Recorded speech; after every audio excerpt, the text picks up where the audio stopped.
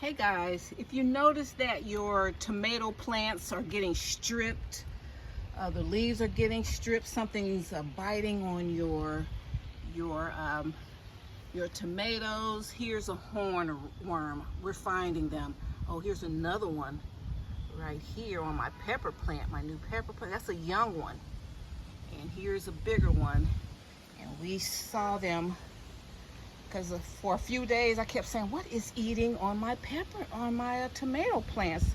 A whole stalk was stripped, and what happens is the moth, I'm not sure the name of that moth, but we have a lot of moths that fly around. I see them landing on our plants, and they'll land, they'll get there, they'll land and drop their eggs on tomato plants, and they will devour your plants. But I think while they've fallen off the leaves, because I put some 7. Hubby told me to put some 7 on the leaves, and I did that. And so, and I've seen it where they're eating this pepper plant leaves, and they're falling off.